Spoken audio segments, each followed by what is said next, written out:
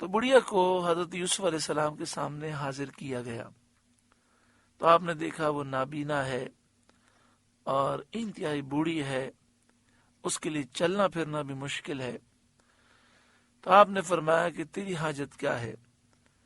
تو اس نے کہا کہ یوسف علیہ السلام میں زلیخا ہوں، میں نے بہت گناہ کیے، اب میں آپ کے رب پر ایمان لائی ہوں، میں نے توبہ کی ہے، تو آپ دعا کریں کہ اللہ تعالیٰ میری مغفرت فرمائے۔ آپ نے فرمایا کہ تو نے جو جملہ کہا تھا وہی جملہ دوبارہ کہے۔ تو زلیخا نے کہا کہ تمام خوبیاں اللہ کے لیے ہیں، جس نے غلاموں کو اطاعت و فرما برداری کرنے کے بدولت بادشاہ بنا دیا اور بادشاہوں کو نافرمانی کی وجہ سے، گناہ کرنے کی وجہ سے غلام بنا دیا۔ تو حضرت یوسف علیہ السلام رونے لگے۔ آپ نے فرمایا اے بڑھیا، تو جو حاجت پیش کرے گی میں ضرور تیری حاجت پوری کروں گا۔ تو اس نے کہا کہ میری یہ حاجت ہے کہ میری جوانی دوبارہ لوٹائی جائے۔ تو حضرت یوسف علیہ السلام نے دعا کی۔ تفسیر روح البیان میں حضرت علامہ اسماعیل حقی علیہ رحمہ لکھتے ہیں کہ حضرت زلیخا 18 سال کی جوان ہو گئیں۔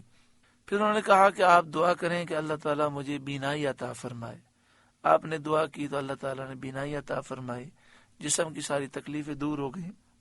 اب انہوں نے کہا کہ یہ میری خواہش ہے کہ آپ مجھ سے نکاح کریں۔ تو حضرت یوسف علیہ السلام نے سر کو جھکا دیا، یعنی آپ نے کوئی جواب نہیں دیا۔ حضرت جبریل حاضر خدمت ہوئے اور آپ نے کہا کہ اللہ تعالیٰ حکم فرماتا ہے کہ میں نے اس کی توبہ قبول فرمائی ہے، آپ اس سے نکاح کر لیں۔ تو پھر حضرت یوسف علیہ السلام نے زلیخا سے نکاح کیا۔ اللہ تبارک و تعالی نے آپ کو اس سے 2 فرزند عطا فرمائے۔ حضرت علامہ صدور افاضل مولانا نعیم الدین مراد آبادی علیہ رحمہ نے ایک بیٹے کا نام افراسیم لکھا اور دوسرے کا نام میسا لکھا۔ اللہ تعالی نے مصر میں حضرت یوسف علیہ السلام کی حکومت کو مضبوط کیا۔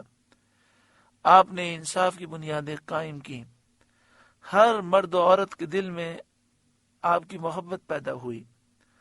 آپ نے قحط سالی کے ایام کے لیے غلوں کے ذخیرے جمع کرنے کی تدبیر فرمائی۔ اس کے لیے بہت وسیع اور عالی شان انبار خانے تعمیر فرمائے، یعنی گودام آپ نے تعمیر فرمائے اور بہت کثیر ذخائر جمع کیے۔ جب فراخی کے سال گزر گئے، یعنی 7 سال گزر گئے جس میں خوب بارشیں ہوئیں اور غلہ خوب جمع کر لیا گیا، اور پھر اب قحط کا زمانہ آیا، تو آپ نے بادشاہ کے لیے اور اس کے تمام خدام کے لیے روزانہ صرف ایک وقت کا کھانا مقرر فرما دیا۔ ایک دن دوپہر کے وقت بادشاہ نے حضرت یوسف علیہ السلام سے بھوک کی شکایت کی۔ آپ نے فرمایا یہ قحط کی ابتدا کا وقت ہے، لہذا ہمیں احتیاط سے چلنا ہوگا۔ پہلے سال میں لوگوں کے پاس جو ذخیرے تھے سب ختم ہو گئے، بازار خالی رہ گئے۔ اہل مصر حضرت یوسف علیہ السلام سے غلہ خریدنے لگے اور ان کے تمام درہم دینار حضرت یوسف علیہ السلام کے پاس آ گئے۔ دوسرے سال زیورات اور جواہرات سے انہوں نے غلہ خریدا، اور وہ تمام زیورات، جواہرات، ہیرے، یہ سب حضرت یوسف علیہ السلام کے پاس آ گئے۔ لوگوں کے پاس زیور اور ہیرے جواہرات کی قسم میں سے کوئی چیز باقی نہ رہی۔ تیسرے سال لوگ غلہ لینے کے لیے آئے تو اپنے جانور چوپائے دے کر انہوں نے غلہ خریدا۔ ملک میں جتنے جانور تھے سب کے مالک حضرت یوسف علیہ السلام بن گئے۔ چوتھے سال میں وہ غلہ لینے کے لیے آئے تو اپنے تمام غلاموں کو اور اپنی تمام کنیزوں کو حضرت یوسف علیہ السلام کے ہاتھ انہوں نے بیچ دیا۔ پانچویں سال انہوں نے اپنی تمام زمینیں، اپنے تمام مکانات، اپنی تمام جاگیریں فروخت کر کے حضرت یوسف علیہ السلام سے غلہ خریدا، اور یہ تمام چیزوں کے حضرت یوسف علیہ السلام مالک ہو گئے۔ چھٹے سال جب کچھ نہ رہا تو انہوں نے اپنے بچوں کو بیچ دیا۔ اس طرح غلے خرید کر انہوں نے وہ وقت گزارا۔ ساتویں سال کچھ بھی نہ رہا تو وہ خود آئے اور خود بک گئے اور حضرت یوسف علیہ السلام کے غلام بن گئے۔ مصر میں کوئی شخص آزاد مرد و عورت باقی نہ رہا۔ پورے مصر میں جو مرد تھا وہ حضرت یوسف علیہ السلام کا غلام تھا، پورے مصر میں جو عورت تھی وہ حضرت یوسف علیہ السلام کی کنیز تھی۔ لوگوں کی زبان پر تھا کہ حضرت یوسف علیہ السلام جیسی عظمت و جلالت کبھی کسی بادشاہ کو میسر نہ آئی۔ حضرت یوسف علیہ السلام نے بادشاہ سے کہا، تو نے دیکھا اللہ کا مجھ پر کیسا کرم ہے، اس نے مجھ پر ایسا احسان عظیم فرمایا، اب ان کے حق میں تیری کیا رائے ہے؟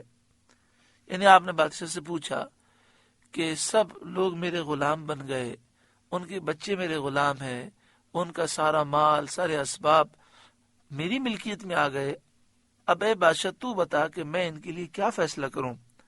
بادشاہ نے کہا، جو آپ کی رائے ہو وہ آپ کریں، ہم آپ کے تابع ہیں۔ تو حضرت یوسف علیہ السلام نے فرمایا، میں اللہ کو گواہ کرتا ہوں اور تجھ کو گواہ کرتا ہوں کہ میں نے تمام مصر کے لوگوں کو آزاد کیا اور ان کے تمام مال اور ان کی تمام جائیدادیں، تمام جاگیریں واپس کی۔ یہ جو قحط سالی کا زمانہ تھا، اس میں حضرت یوسف علیہ السلام نے کبھی پیٹ بھر کر کھانا نہیں کھایا۔ آپ سے عرض کیا گیا کہ اتنے عظیم خزانوں کے مالک ہو کر آپ بھوکے رہتے ہیں۔ آپ نے فرمایا، اس اندیشے سے میں سیر ہو کر نہیں کھاتا کہ کہیں ایسا نہ ہو کہ میں بھوکوں کو بھول جاؤں۔ سبحان اللہ، کیا پاکیزہ اخلاق ہیں۔ مفسرین فرماتے ہیں کہ مصر کے تمام مرد اور تمام عورتیں حضرت یوسف علیہ السلام کے خریدے ہوئے غلام اور کنیزیں بن گئے۔ اس میں اللہ تعالیٰ کی یہ حکمت تھی کہ کسی کو یہ کہنے کا موقع نہ ہو کہ حضرت یوسف علیہ السلام غلام کی شان میں آئے تھے اور مصر کے ایک شخص کے خریدے ہوئے ہیں، بلکہ سب مصری ان کے خریدے ہوئے اور آزاد کیے ہوئے غلام ہوں۔ اور حضرت یوسف علیہ السلام نے جو اس حالت میں صبر کیا، اس کی یہ جزا دی گئی۔